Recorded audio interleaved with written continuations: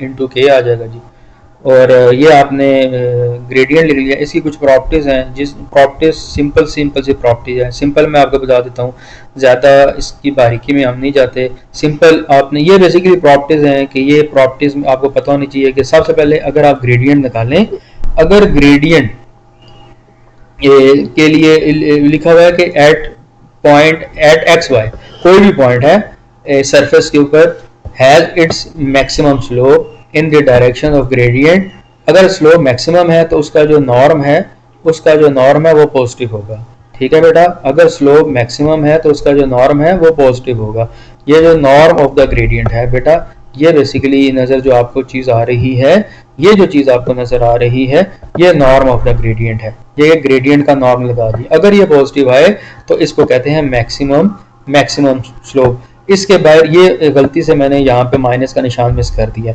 अगर और जो negative of norm of the gradient जो होता है वो आपके पास मिनिमम स्लोप होती है। एक होता है मैक्सिमम स्लोप, एक होती है मिनिमम स्लोप। जो मैक्सिमम स्लोप होती है वो ग्रेडियंट का नॉर्म है। अच्छा, अब इसके दो आंसर हैं, एक पॉजिटिव और एक नेगेटिव। अगर इसके बाहर पॉजिटिव निशान है तो मैक्सिमम स्लोप होगी, अगर बाहर नेगेटिव निशान है तो मिनिमम स्लोप होगी। समझ आ रही है? दोबारा सुन लें, आपने ग्रेडियंट निकालना है, ग्रेडियंट निकालने के बाद उसका नॉर्म निकालना है, नॉर्म निकालने के बाद अगर बाहर पॉजिटिव निशान रखेंगे तो ये पॉजिटिव स्लोप देगा, बाहर अगर नेगेटिव निशान रखेंगे तो ये नेगेटिव स्लोप जो है वो आपको दे देगा। ठीक है बेटा, अब इन्हीं से रिलेटेड थ्योरम्स हैं, तो थ्योरम्स के अंदर मैं सिंपल केस को डिस्कस करता हूँ। यहाँ पे जो केस है कि अगर gradient of the function zero हो जाए किसी भी पॉइंट के ऊपर तो तमाम डायरेक्शनल डेरिवेटिव भी जीरो होते हैं। यानी फिर जाहिर बात है ग्रेडियंट जीरो है तो इसका मतलब है एफ ऑफ एक्स भी जीरो, एफ ऑफ वाई भी जीरो, एफ ऑफ जेड भी जीरो। अगर ग्रेडियंट ऑफ जीरो नहीं है तो हमारे पास दो वैल्यूज हैं, या तो लार्जेस्ट डायरेक्शनल डेरिवेटिव आएगा या स्मॉलेस्ट डायरेक्शनल डेरिवेटिव आएगा। लार्जेस्ट डायरेक्शनल डेरिवेटिव का मतलब होता है जिस तरह आपने ऊपर आपने मैक्सिमम और मिनिमम जो है स्लोप निकाली, उसके लिए क्या है कि नॉर्म अगर पॉजिटिव है तो लार्जेस्ट डायरेक्शनल डेरिवेटिव, नॉर्म अगर नेगेटिव है तो स्मॉलेस्ट। देखें, आपसे जब मैं क्वेश्चन पूछूंगा find the value of the largest directional derivative, तो आपने क्या करना है, नॉर्म निकालना है किसका, ग्रेडियंट का। ठीक है, ये फार्मूला रिप्रेजेंट कर रहा है लार्जेस्ट डायरेक्शनल डेरिवेटिव को। इसी तरह स्मॉलेस्ट डायरेक्शनल डेरिवेटिव के लिए आपने दोबारा यही फार्मूला लिखना है, स्मॉलेस्ट डायरेक्शनल डेरिवेटिव के लिए। बस उसके बाहर आपने नेगेटिव का निशान फिक्स कर देना है। और एक चीज याद रखना है, ग्रेडियंट कभी भी जीरो नहीं होना चाहिए। अगर ग्रेडियंट जीरो हो तो डायरेक्शनल डेरिवेटिव एक्सिस्ट नहीं करते। अब इन्हीं से रिलेटेड क्वेश्चन है, क्वेश्चन आप आसानी के साथ निकाल सकते हैं, कर सकते हैं। तो बस आपने डेफिनेशंस की तरफ ही ज्यादा फोकस रखना है कि अगर डायरेक्शनल डेरिवेटिव, अगर नॉर्म पॉजिटिव है तो लार्जेस्ट वैल्यू आएगी डायरेक्शनल डेरिवेटिव की, नॉर्म नेगेटिव है तो स्मॉलेस्ट वैल्यू आएगी डायरेक्शनल डेरिवेटिव की। ये फंक्शन डिफाइंड है, आपने मैक्सिमम वैल्यू निकालनी है इस पॉइंट पे डायरेक्शनल डेरिवेटिव की, और यूनिट वेक्टर डिफाइन करना है, मैक्सिमम वेक्टर जो आपके पास अकर होगा। तो इसके लिए हमें क्या करना पड़ेगा, इसके लिए हमें सबसे पहले फंक्शंस के सारे पार्शियल डेरिवेटिव निकालने होंगे और ग्रेडियंट डिफाइन करना होगा। तो मैंने ग्रेडियंट का फार्मूला लिखा, इसमें फंक्शंस की वैल्यू पुट कर दी और ये मैंने ग्रेडियंट डिफाइन कर दिया। अब आपने ग्रेडियंट डिफाइन करने के बाद ग्रेडियंट के अंदर वो पॉइंट्स पुट करेंगे, ये पॉइंट्स पुट करने के बाद उनका नॉर्म निकालेंगे, नॉर्म निकालने के बाद अगर आप नॉर्म आएंगे फिर उस नॉर्म निकालने के बाद उसका यूनिट वेक्टर निकालेंगे, जो ग्रेडियंट आएगा फिर उसका यूनिट वेक्टर निकालेंगे।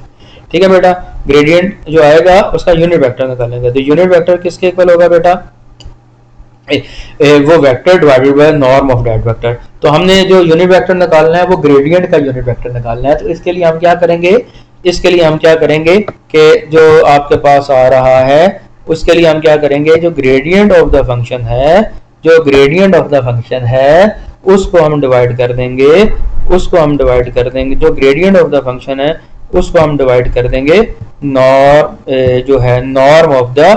नॉर्म ऑफ द ग्रेडियंट से। ठीक है, तो ये बेसिकली यूनिट वेक्टर का फार्मूला आपको पता है कि वेक्टर डिवाइडेड बाय मैग्नीट्यूड। आपने ग्रेडियंट ऑफ फंक्शन का यूनिट वेक्टर मालूम करना है तो इसको इसी के मैग्नीट्यूड या इसके नॉर्म से डिवाइड कर देंगे तो यूनिट वेक्टर आ जाएगा। तो ये सिंपल है, यहाँ से आप यूनिट वेक्टर निकाल सकते हैं, तो ये आपके पास यूनिट वेक्टर आ जाएगा। ठीक है बेटा, तो इसके अंदर दो हिस्से थे कि आपने एक मैक्सिमम वैल्यू निकालनी थी। मैक्सिमम वैल्यू का मतलब होता है कि नॉर्म निकालना। मैक्सिमम वैल्यू के लिए मैंने यहाँ पे ये कंडीशन डिफाइंड की हुई है। मैक्सिमम वैल्यू के लिए ऊपर से कंडीशन उठाई गई है कि मैक्सिमम वैल्यू के लिए ये ज़रूरी है कि आप ग्रेडियंट निकालें, और ग्रेडियंट निकालने के बाद ग्रेडियंट की जो वैल्यू है उसका नॉर्म ले लें। ग्रेडियंट निकालने के बाद उसके अंदर पॉइंट्स पुट करें और जो आंसर आए उसका नॉर्म ले लें। ठीक होगा बेटा? अगर आंसर पॉजिटिव, ये basically maximum value of the directional derivative है। ठीक है। और दूसरा टॉपिक था कि जो आपके पास ग्रेडियंट आएगा, ग्रेडियंट आपके पास जो आया है उसका आपने यूनिट वेक्टर निकालना है। तो ग्रेडियंट आपके पास मौजूद है, यूनिट वेक्टर निकालने के लिए उसी वेक्टर को उसी के नॉर्म से डिवाइड करेंगे, और ये मैट्रिक का फार्मूला है कि यूनिट वेक्टर निकालने के लिए vector divided by magnitude of the vector होता है, तो उसको वो आपको यूनिट वेक्टर दे देता है, वो आपको यूनिट वेक्टर दे देता है। अच्छा, अब जो है अब बेसिकली अब हम एक और टॉपिक की तरफ मूव करने लगे हैं, एक और टॉपिक की तरफ मूव करने लगे हैं बेटा। अच्छा, जो नया कॉन्सेप्ट है gradient are normal to the level surface. Simple ये समझाने की कोशिश की है ये टॉपिक के अंदर, जो ग्रेडियंट होती हैं वो नॉर्मल सरफेसेस दोनों आपस में बराबर होती हैं। ठीक है बेटा? इसके लिए मतलब ये मैंने डिटेल में लिखा हुआ है, लेकिन मैं यहाँ पे टू द पॉइंट डिस्कशन करूँगा। मैंने यहाँ पे क्या किया है, यहाँ से मैं स्टार्ट करता हूँ। Suppose x naught y naught जो है कोई पॉइंट है इस लेवल सरफेस के अंदर, यहाँ से हम स्टार्ट करते हैं। सपोज करते हैं कि x naught y naught be the point on the level surface. ये आपके पास एक सरफेस डिफाइंड है, ठीक है, जिसके ऊपर ये पॉइंट गिवन है। ठीक है। और assume that this curve can be smoothly parameterized. Parameter की फॉर्म में आप इस कर्व को लिख सकते हैं कि एक्स को फंक्शन बना दें एस का और वाई को भी फंक्शन बना दें एस का, तो स्मूथली पैरामीटराइज हो जाएगी। ये ऊपर वाली जो इक्वेशन आपके पास आ रही है ये स्मूथली पैरामीटराइज हो जाएगी। तो ये क्या बनेगी, और जिसमें ये जो एस है ये सॉरी बेटा, ये जो एस है ये बेसिकली आर्क लेंथ पैरामीटर है, या सिंपल पैरामीटर भी आप इसको कह सकते हैं। ठीक है। अब बेसिकली जो x का डेरिवेटिव लेंगे, s का डेरिवेटिव लेंगे, x का डेरिवेटिव s के साथ लें और y का डेरिवेटिव s के साथ लें, इन दोनों को जोड़ें तो आपके पास जो वेक्टर बनता है वो टेंजेंट वेक्टर बनता है, टेंजेंट यूनिट वेक्टर। तो ये पुराना फार्मूला है, जो टेंजेंट यूनिट वेक्टर का फार्मूला आपने ये याद रखना होगा कि टेंजेंट यूनिट वेक्टर का फार्मूला होता है dx derivative of x with respect to s and derivative of y with respect to s। ठीक है। s से मुराद है कि जिस डायरेक्शन के अंदर, जिस डायरेक्शन या जिस डिस्टेंस की तरफ आप डेरिवेटिव ले रहे हैं। ठीक है।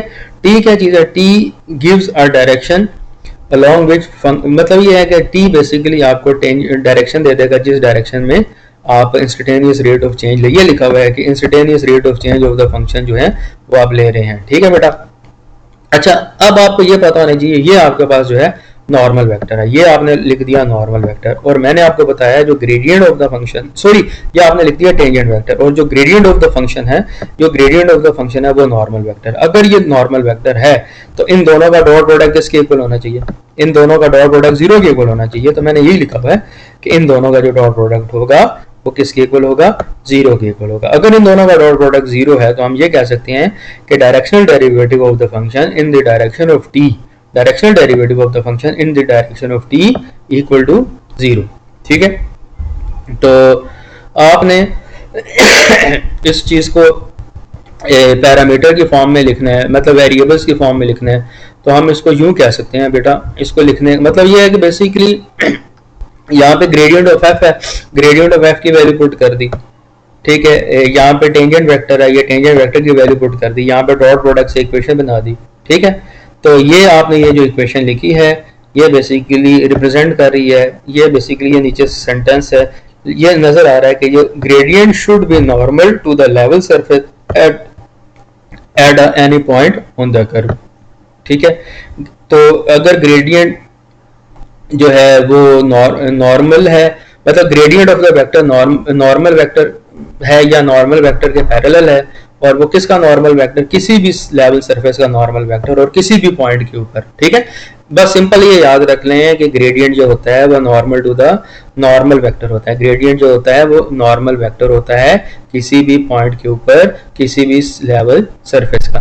तो उससे रिलेटेड ये थ्योरम्स हैं, ये कुछ रिमार्क्स हैं, इनको आप अंडरस्टैंड कर सकते हैं। तो मैं इस जगह पे ये थोड़ी छोटी सी थ्योरी है, इसको रीड कर देता हूँ, ये इंपॉर्टेंट है कि ग्रेडियंट ऑफ फंक्शंस की एप्लीकेशन बहुत ज़्यादा होती हैं जी। There are numerous application in which the motion of the object में be controlled so as it moves toward a heat source. वो कहता है कि बहुत ज़्यादा ऐसे ऑब्जेक्ट्स होते हैं जिनकी मोशन को आप कंट्रोल कर सकते थे। Motion of the object must be control so as its move toward a heat source. वो कहता है कि बेसिकली जहाँ पे भी किसी भी चीज़ के अंदर रेट ऑफ चेंज है, यानी किसी भी चीज़ के अंदर चेंज है, मिसाल के तौर पे पानी है, पानी को अगर आप आग के ऊपर रखेंगे तो आपको पता है कि आप ठीक 10-15 मिनट के बाद पानी के ऊपर बुलबुले बनना शुरू हो जाएंगे। ठीक है बेटा।